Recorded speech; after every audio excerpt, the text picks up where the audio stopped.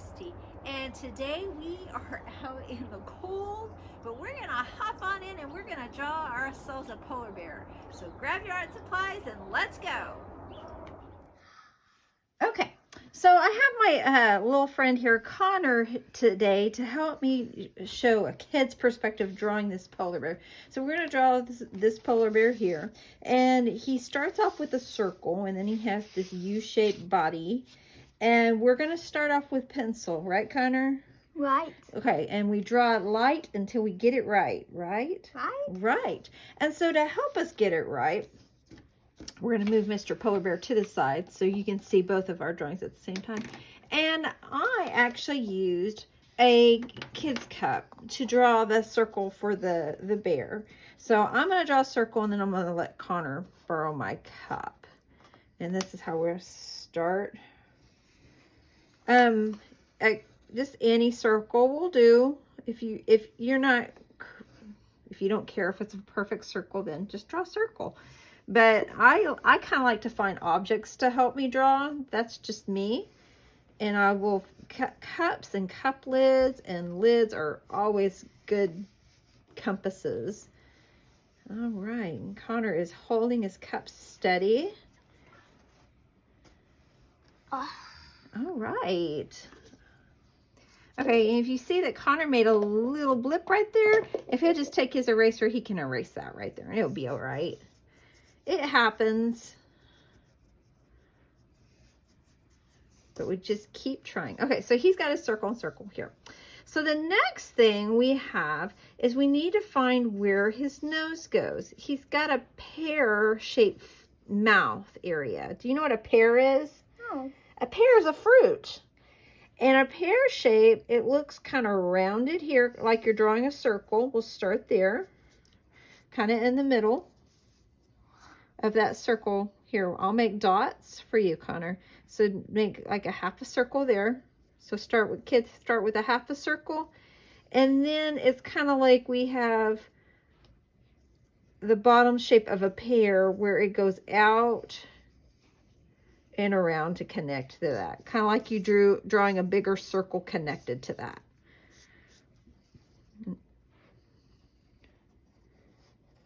That is great. Okay, so he needs a nose, right? Right. So what shape is a nose?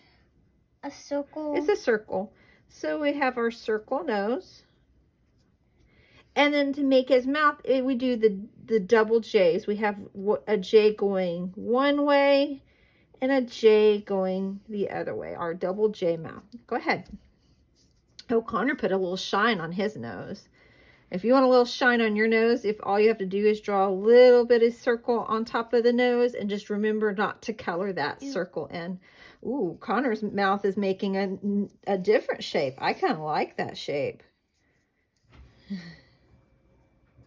I'll go with it. Who says that? That is awesome, buddy. Okay, so what's next, Connor?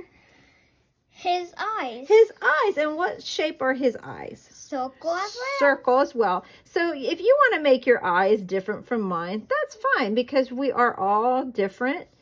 And if you want to put little shines on your eyes too, that's fine too. On the original one, I didn't. I just made circles. Connor's going to put some shine on his eye. I'm just going to leave mine blank. All right. What else do we need for this polar bear? His eyes. Well, we just did his eyes. What about his ears? His ears. So his ears are like C's attached to the top of his head. We have one C, like in Connor, and we have another C, and we have it on both sides of his head. With just C's attached and a C on the inside for the inside of his ear. I love that, Connor. He's very cute. Are you happy with what you've done? Yes. Good deal. All right. And next is his body. Next is his body. And I'm going to pull this over here so our friends can see where we're going with this. So we've had his head. And now what shape? This looks like a letter what? U. It's just a U upside down. So I want you to think of it that way. So right about the top, come up a little ways above his head. Oh, you might not want to go that far. You might want to come right about here, Connor. Right about in here, we're going to start our U. We're going to draw a curved line, and we're going to go down past his head toward the bottom of the page. Not all the way at the bottom, just kind of close to the bottom. And now we're going to do the same thing on the other side. We're going to come down,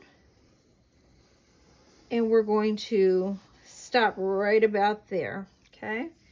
We're going to come, and Connor's already done this, we're going to come and curl in for his feet. And then what shape does this look like? Upside down U. Another U. So we have a U for the underside of his belly. And we have that.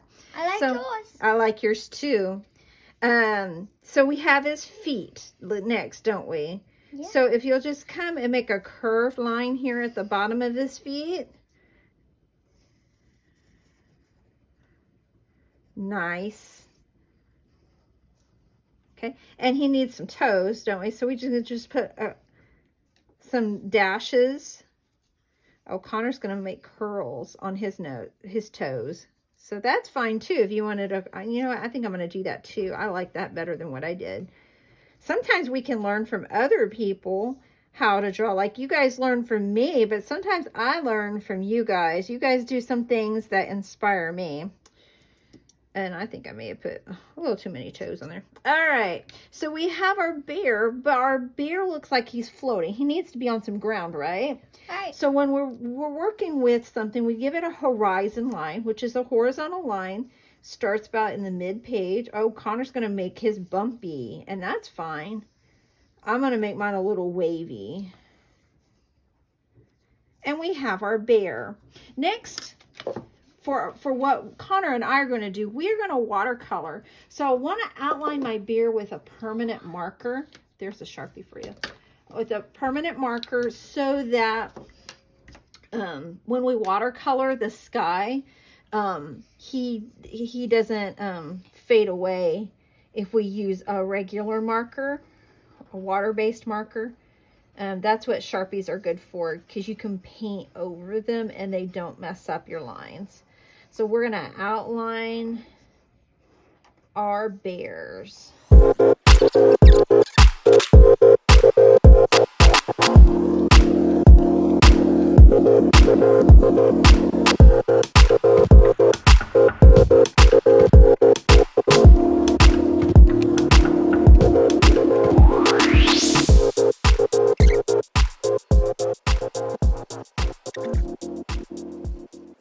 Okay, so the next thing we're going to do is we are going to do what's called a wax resist painting for the sky.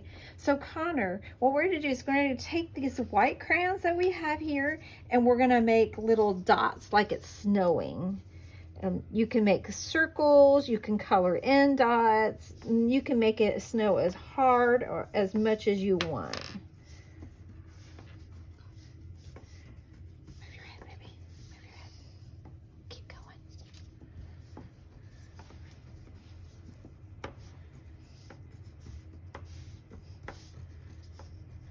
I think I'm happy with mine. Are you happy with yours?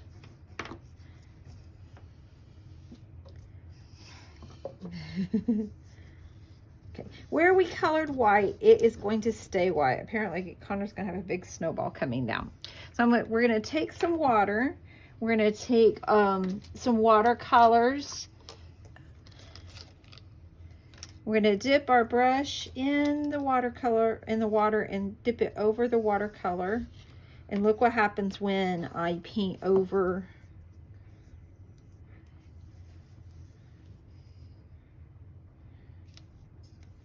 The wax will not let me paint over that where I colored with the crayon. And this is called wax resist painting. So if you want to show something like snow, this is a good way, cool way to show snow in the sky. So this is what happens when you color my paper. I wonder what happens when we color Connor's paper. Connor, I'm going to move my paper so Connor has some space here. Okay, so Connor, you're going to dip your brush in the water and nicely. And I'm using a really fat brush because I had one. And he's gonna go right over his sky. Just go, psh. Yeah, turn your brush a little bit. And you can see where he made that big, huge snowball is popping through on the paper, giving us a wax resist painting. You might need a little more paint, or you can splash this right here where you have a big, yeah.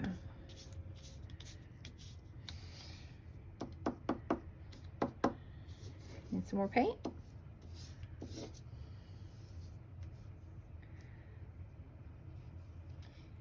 And also, if you make a mistake, hopefully you learn from it and try to fix it. Oh, that's some good advice, Connor, because everything is fixable.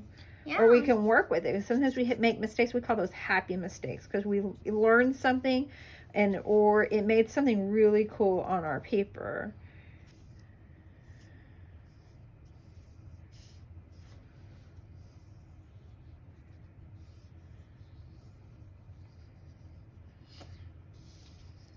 And remember, we're all just learning the process and stuff. So if you don't have paints at home, if you want watercolors, and if you have marker, what you can do is you can take a sandwich bag, while Connor's doing it. You can take a sandwich bag, you can take your marker and color over the sandwich bag and then wet it. And I've done that in a previous video. If you don't have paint at home, you can use your markers as paint as well. And if you don't have a brush, then you can try using Q-tips over for the paint. Or if like you can try using a paper towel. Paper towel is going to be absorbent, but you can experiment, and experimenting is always fun. So now we have our polar bear, and it's snow. And a polar bears, what color are polar bears, Connor? White. They're white, so we don't have any more left to do because snow is white and our polar bear's white. So we have finished our artwork. So what do all great artists need to do? Listen. Sign their work. So we need to sign our work, Connor. Listen. Yes, they should listen, and they should listen to their mamas. So we're going to sign our work. I'm always sign my work, G. Christie. Connor, how do you sign your work? C-O-N-N-O-R. Nicely done. Well, thanks for joining us today in our polar bear drawing. I hope that you share your artwork with me, and you can share, and I will leave my email address at the end of this video. Thanks for joining us. Bye.